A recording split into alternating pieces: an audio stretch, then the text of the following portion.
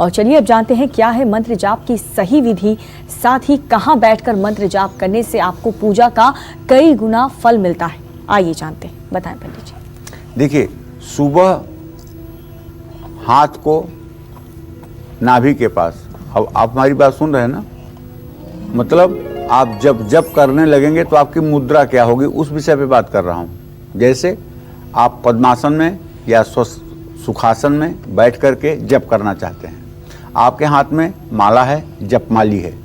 जपमाली उस कपड़े को कहते हैं जो माला को ढके रहती है, जिसमें ये तर्जनी उंगली बाहर निकली रहती है, इसको कहते हैं जपमाली। बिना इसके जप करना बेकार है, क्योंकि खुला हुआ जप जो है मंत्र, अगर माला खुला हुआ है तो उसका फल दूसरे ही राक्षस ले जाते हैं, उसका फल देवताओं को नहीं मिलता है।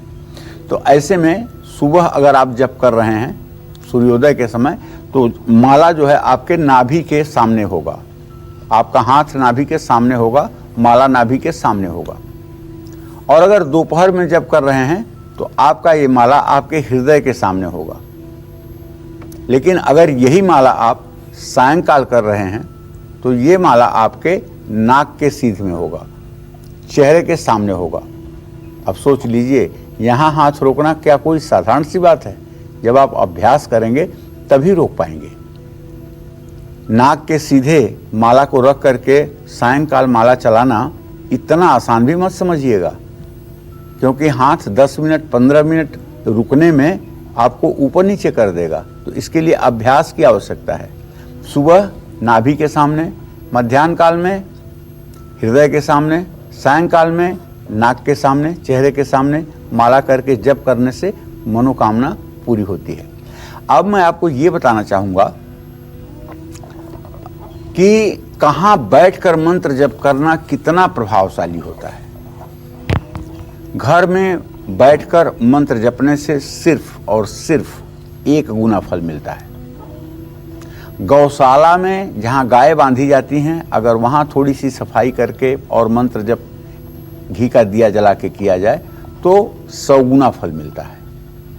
और बगीचे में या किसी तीर्थ स्थान में, जैसे प्रयाग में, कुरुक्षेत्र में, पुष्कर में, हरिद्वार में, ऐसे जगहों पे जप करने से 1000 गुना फल मिलता है।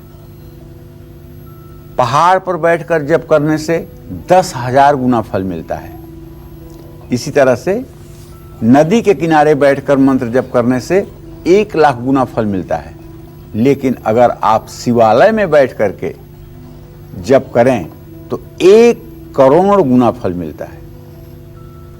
शिवलिंग के सामने बैठ करके मंत्र जप करने से उस जप का कितना महात्म है, कितना फल मिलता है, जिसकी आप कल्पना नहीं कर सकते।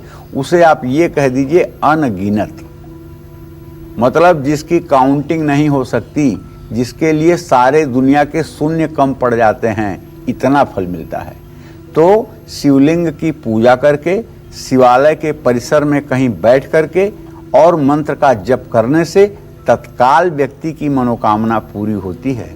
और ये उस समय तो सबसे ज़्यादा फायदा करता है जब कोई व्यक्ति सीरियस हो, किसी के जीवन को संकट हो, किसी को डॉक्टरों ने जवाब दे दिया हो, और उस समय अगर शिवालय में मंत्र जब शुरू हो जाए और भगवान शिव की आराधना होती रहे तो निसंदेह यमराज की हिम्मत नहीं है कि उस व्यक्ति को छू लें। और अगर मंत्र ठीक ढंग से पूरा करके और हवन तर्पण मार्जन करा दिया जाए तो उस व्यक्ति की उम्र बढ़ जाती है, इसमें कोई संशय नहीं है। जय मां विंध्यवासिनी। किस विधि से आप मंत्र जाप करते हैं, किस दिशा में बैठकर आप मंत्र जाप करते हैं, किस समय आप मंत्रों का जाप करते हैं, क्या है मंत्र जपने से जुड़ी यूनिक जानकारी, यही आज कालचक्र में पंडित सुरेश पांडे जी आपको बता रहे हैं। फिलहाल अपनी चर्चा को आगे बढ़ाते हुए बात करते हैं उन लोगों की जो माला के साथ मंत्र जाप करते हैं। ऐसे लोगों को मंत्र जाप करते समय क्या खास ख्याल रखना चाहिए और कैसे मंत्र जाप में उंगलियों का इस्तेमाल करना चाहिए जिससे इनको पूजा का पूरा फल मिल सके। आइए इस बारे में जानते हैं पंडित जी से। बताएं पंडित जी।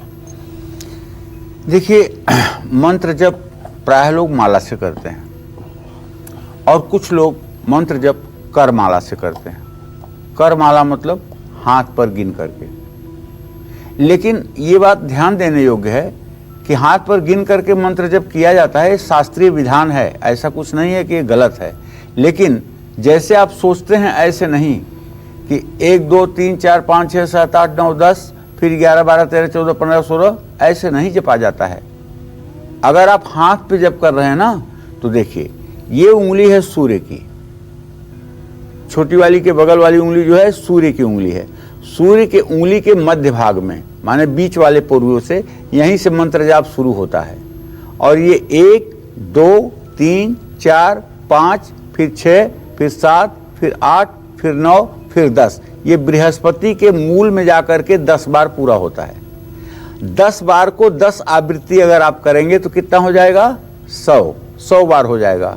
अब रुक जाइए, अब जब 10 आवृत्ति के बाद जब करना शुरू करें तो सूर्य उंगली के मूल से जब शुरू होगा, यहां से 1 2 3 4 5 6 7 8, बृहस्पति के मध्य में, जो जीवन और सुख का कारक ग्रह है, बृहस्पति के मध्य में जाकर के आपकी माला समाप्त होगी। ये तो है करमाला।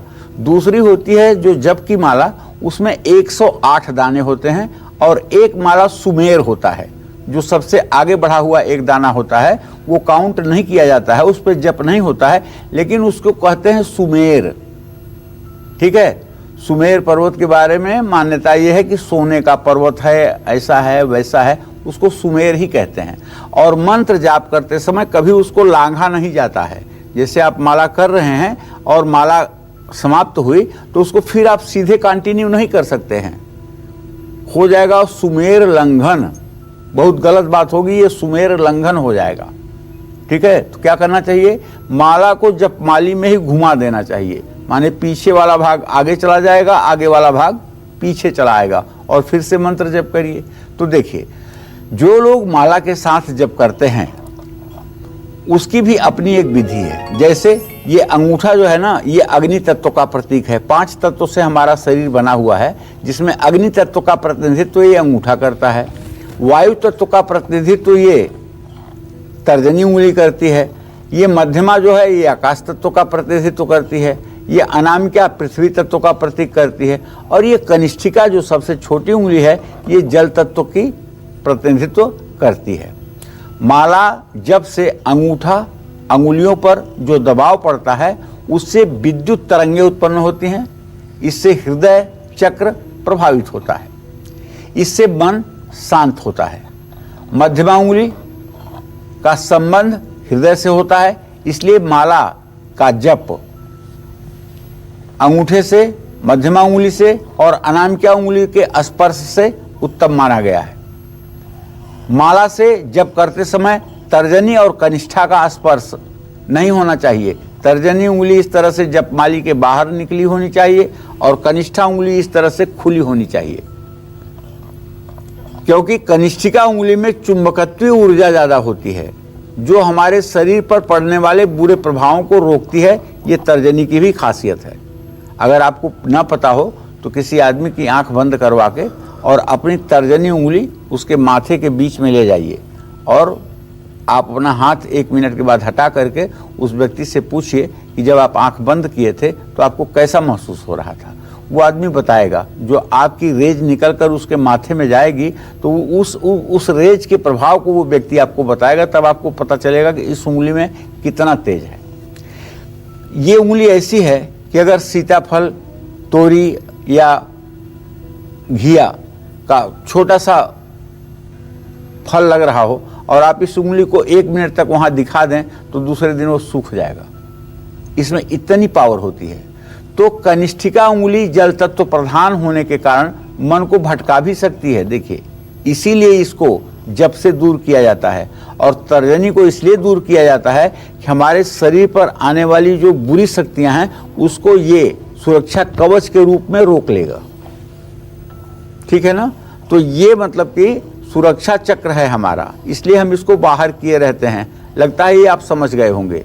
अच्छा, दूसरी बात, आप एक बात समझ रहे होंगे कि ये माला में जो 2 लर होती हैं, ये 2 लर क्यों हैं और ये एक जो सुमेर बना हुआ है ये क्या है, तो आप समझ लीजिए दो हमारे नासिका के नाक के जो छेद है ना, यही माला के दो लर हैं। और सुमेर जो है ना वो नाभि है। कभी भी सुमेर आप नहीं लांघते हैं तो नाभि पर भी लंघन नहीं होता है। श्वास जिधर से जाती है उधर से ही फिर वापस होती है। जिस दिन श्वास आपकी आर पार हो जाए उस दिन जीवन खत्म हो जाएगा। तो इसी को सुमेर लंघन कहते हैं। मणिपूरक चक्र पर जो हमारी समान वायु है वही सुमेर पर्वत है। अगर आप थोड़ा आध्यात्मिक ज्ञान रखते होंगे तो हमारी बात भली भांति से आपके दिमाग में आ रही होगी। तो चलिए, आप जानते हैं माला के ही विषय में बहुत और सी ऐसी बातें जिसे करके आप अपने जीवन को सफल बना सकते हैं। थोड़ा सा धैर्य रखने की जरूरत है और ध्यान से आज का कार्यक्रम सुनने की जरूरत है। नमस्कार, मैं हूं मानक गुप्ता। अगर आपको हमारा ये वीडियो पसंद आया हो तो इसे लाइक और शेयर जरूर करें। और हां, हमें सब्सक्राइब और फॉलो करना ना भूलें ताकि आप देश और दुनिया की कोई खबर मिस ना करें। तो जुड़े रहिए हमारे साथ और देखते रहिए News 24।